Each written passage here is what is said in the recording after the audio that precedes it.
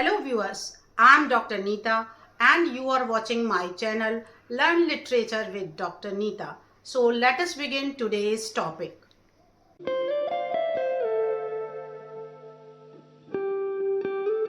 Hello dear students, today we would learn about the famous literary critic, English literary critic John Dryden and his very famous essay on dramatic poesy. So let us begin. So first we would discuss about the biographical details of John Dryden. He was born in 1631 and died in 1700, and he belonged to an influential family with connections to Parliament and the Church of England, and it has made a very good impact on his career as a critic also. He was a leading figure of Restoration period. As the student of literature, you would know that the Restoration period is from 1660 to around 1700, and it was an era of change in political and social as well as in literary fields. After Oliver Cromwell, uh, monarchy was restored and King Charles II became the king in 1660, and this is the beginning of the Restoration period. John Dryden was not only a critic but he was also a poet, playwright, and a translator. His first poem was published in 1649. He became so famous in England at that time, and he dominated English literary life for over 30 years, and that is why whole of the age began to be called as the age of Dryden. Famous critic Samuel Johnson called him the father of English criticism. Now, Dryden's contribution to literary criticism. Dryden was a pioneer in formal literary criticism in English. So, things were said by Sydney also, by Longinus and Aristotle. Longinus and Aristotle, as all of you know, were the Greek, and Sydney was from England also. But his literary criticism, or whatever he said as criticism, is not in a very formal manner. With the Dryden, there started an era of formal literary criticism. His critical works discussed poetry, drama, and translation, and the theories that are related to them, or the critical tenets that are related to them. His key works include an essay of dramatic poesy and a number of prefaces that he wrote for his plays and poems. Dryden advocated for a balance between the classical and modern forms of drama, and this is the same aspect which he discussed in an essay of dramatic poesy. Uh, Sir Walter Scott, a famous critic, called him Glorious John. And one thing which also depicts his fame is that he was appointed as a poet laureate of England in 1668. There is a list of his major critical works. The first one, an essay on dramatic poesy, it was published in 1668, and the main focus in this work is on the comparison between the classical and modern drama, English versus French drama. Another essay of heroic plays in which he gave defense of the heroic play. And again a defense of the epilogue. In it he talks about the inclusion of comic elements in serious drama.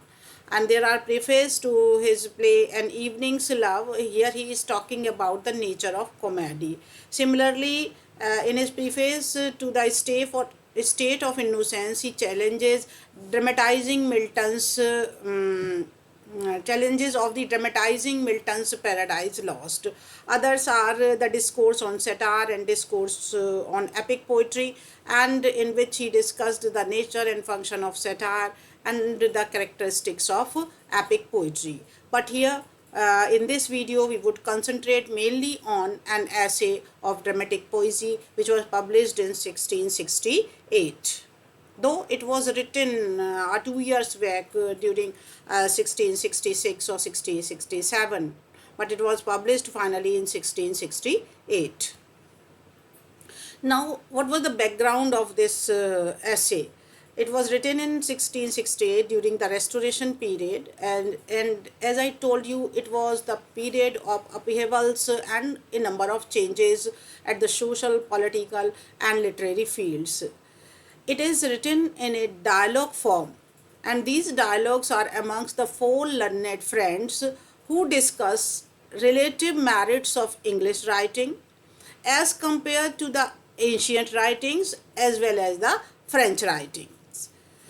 So, this work develops historical, comparative, and descriptive forms of criticism, and finally gives his views through the replies of Neander. There are four friends, we would discuss just in the next slide about them.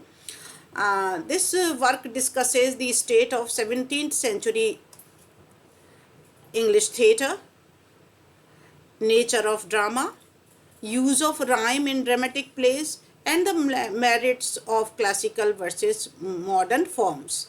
The essay was written against the backdrop of the English Civil War and the reopening of the theatre. So, theatre were banned during that period, but after that, the theatres were reopened, and he gave his assessment about theatre and drama in this work, Essay of Dramatic Poesy. Now, these are the point of discussion by the four friends who discussed or who are having a dialogue on this issue. So, these are the four friends. One is Eugenius, another is Crites, next is Lycidius, and the last one is Neander. These were the four figures, four significant figures of that times, and Eugenius is Charles Sackville, Crites is Sir Robert Howard, and Lycidius is Sir Charles Sedley. Neander is John Dryden himself.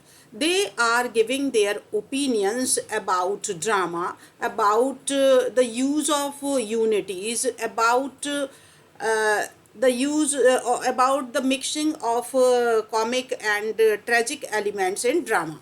So every one of them is giving his point of view, or we may say that these points of view were quite popular at that time, and people were interpreting the things in their own way.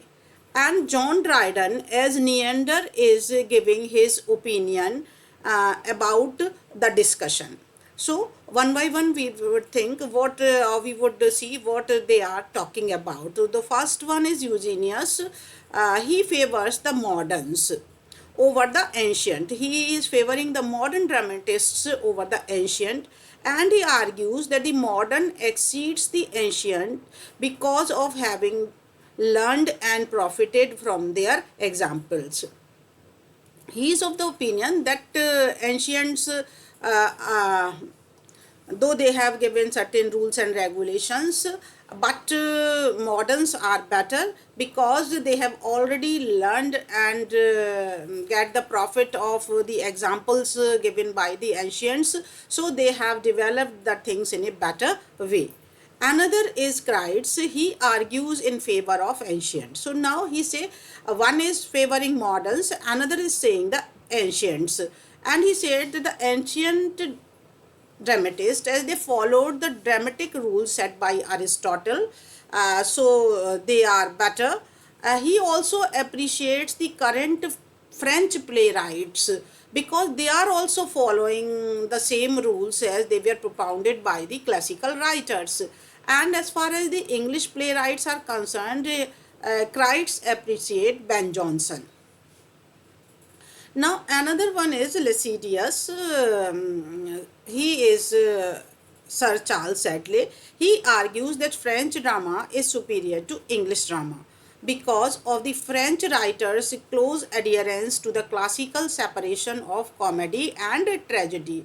Lycidius is also talking in the same manner, and he is considering French drama uh, better to English one, because he is of the opinion that the French dramatists follow certain rules and regulations as they were propounded by the classicists, and they talked about separation of comedy and tragedy. So these three are giving their own opinion. And now Neander, who is John Dryden himself, he favors the moderns but does not disparage the ancients. It means he is in favor of modern, but he is not rejecting the ancients.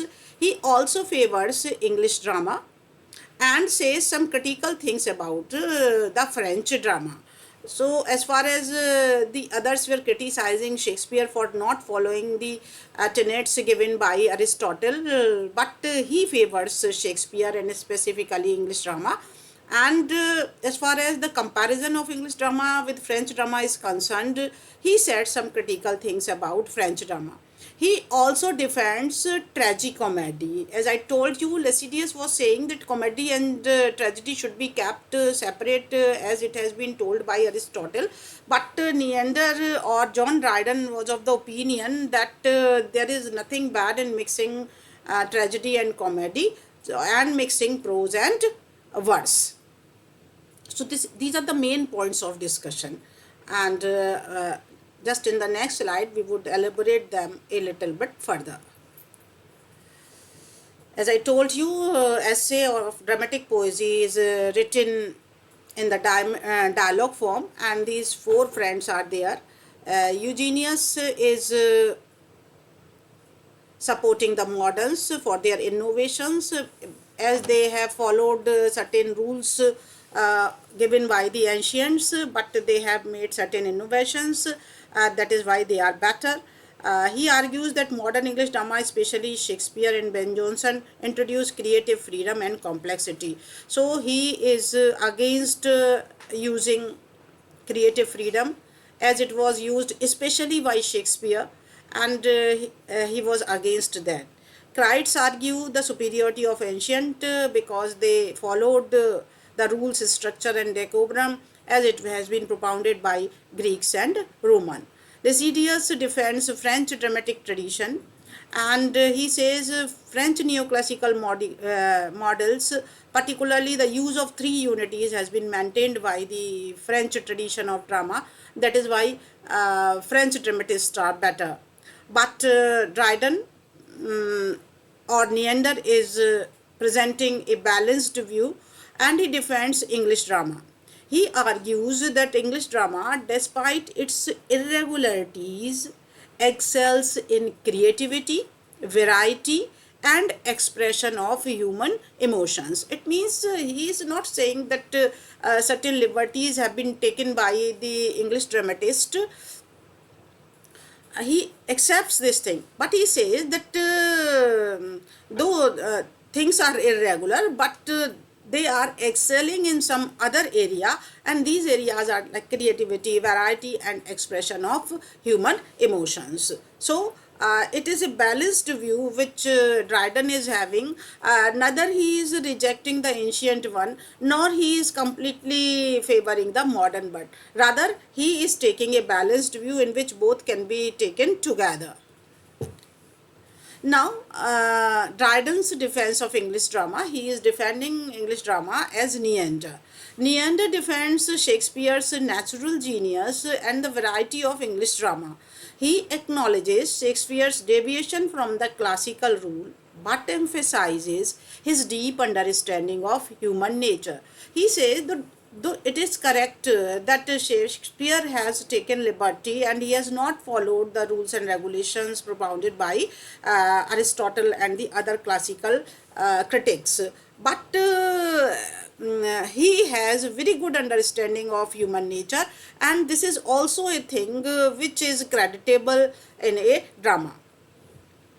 Neander argues that English plays do not strictly follow these rules, but still succeed artistically. Though, as far as rules are concerned, they are not following the rules strictly, but artistically, these dramas are quite strong. They are expressing the basic understanding of human nature. He prefers Shakespeare for his greater scope, his greater faithfulness to life, it means understanding of human nature, as compared to Johnson's relatively small scope and French to deal with the beauties of a statue but not of a man. He compares Shakespeare with Ben Jonson and comes to the conclusion that Shakespeare's understanding of human nature is better than Ben Jonson, and there is a greater scope or greater variety that can be found in Shakespeare as far as we compare him with Ben Jonson. Similarly, he compares French and English dramas, and he says that the French or the classical tendency is to deal with the beauties of a statue. It means everything is fixed. They are talking about the beauties of a statue but not of a man. If it is the beauty of man, it would change with the perception of the viewer, and Shakespeare is doing the same thing, and the English dramatists are also doing the same thing. So English drama is better than French one according to Neander or Dryden. Shakespeare had the largest and most comprehensive soul, while Johnson was the most learned and judicious writer with any theatre ever had. He compares Shakespeare to Ben Jonson. He says that Shakespeare has the largest and most comprehensive soul. This comprehensiveness is the quality of Shakespeare which makes his play appealing.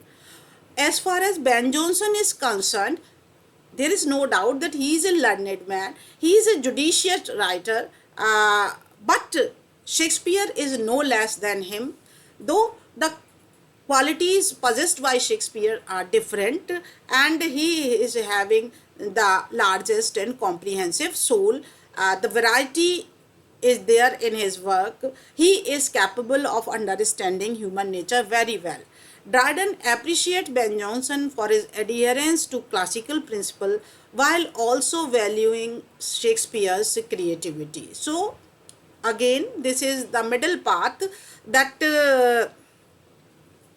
Ben Jonson, he is appreciating Ben Jonson because he strictly followed the classical rules, and he appreciates Shakespeare for his natural genius, for his creativity, for his understanding of human nature. Now, this is again a point which has been much discussed in this essay, Dryden's view on unities in drama. The French neoclassicist of his age stuck to the Aristotelian concept of unity and his dictum of prohibition of mixing tragedy and comedy. These two rules were given by Aristotle, that the three unities should be maintained in a drama and there should be no mixing of tragedy and comedy. So the modern English, English dramatists of his time were not following these two things, and here Dryden is defending the English drama for not following these two things. What were those unities? They were the unity of time, unity of place, and unity of action. Perhaps you have studied about them while you were studying Aristotle. Unity of time indicates that the action in a play should occur within 24 hours. The setting should be limited to one location. The play should have one main plot without subplots. So, the English dramatists were not following this principle of maintaining unity in his drama. So, what is Dryden's defense? Look, while paying due respect to Aristotle, he said it is very good to maintain unity. And Aristotle has said, right, it is right. He gave his view against the rigorous enforcement of the three unities and in favor of tragicomedy. But he say that it is good if a dramatist could follow these unities. But rigorous enforcement of these three unities is not good. Similarly, it is good to keep the tragedy and comedy separate. But there is nothing bad when we are mixing tragedy and comedy and talking about tragicomedy. He acknowledges the importance of three unities but argues the strict adherence to them is unnecessary. Dryden even defends Shakespeare, who ignored the unities, but he could create compelling and emotionally rich plays. He says, no doubt, Shakespeare has not followed these unities, but in spite of that, he could create compelling and emotionally rich plays. So, it is not very essential to strictly adhere to the concept of these unities. Now, his views on tragicomedy. Dryden supports the use of subplots and mixed genres as these enhance emotional complexity of a play. He says there is nothing bad in mixing tragedy and comedy, and it is not essential that the play should have only single plot. Subplots may also be there, because these may enhance these would surely enhance the emotional complexity of the play, and it would definitely make the play a success. He argues that tragicomedy reflects the complexities of real life. He said that in real life, tragedy and comedy both are mixed, and so the tragicomedy is reflective of the complexities of real life, and there is nothing bad in mixing tragedy and comedy. Combined serious and comic element appeal to a wider audience. He says that if comic and serious elements are mixed together, it would appeal to a wider range of audience, because they would be able to relate themselves to those situations. As in life of a common human being, tragedy and comedy remain mixed, so there is nothing bad in it. He advocates for a blend of classical rules with creative freedom. As I told you from the beginning, that he is a man who takes the middle path. So he says that classical rules should be followed, but creative freedom should also be given. Dryden's discussion on dramatic unities, tragicomedy, and nature of poetic imagination shaped future discourse on drama. It means the future criticism in English was based on Dryden's views on tragicomedy and nature of poetic imagination and dramatic unities. Now, Dryden's views on verse versus prose. So, which medium should be used? In classical plays, verse is used as a medium. It means poetic medium is used to express the ideas in a play. But what Dryden said? Dryden discusses the use of verse and prose in dramatic poetry.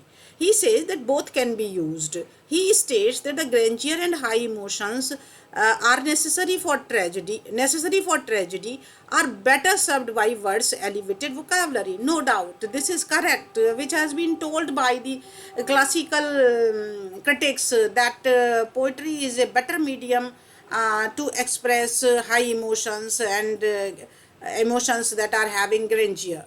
And elevated vocabulary is also used, and rhythmic features are also essential to express grand and high emotion. But he also appreciates how well prose, particularly in comedy, can capture human life's real and ordinary features.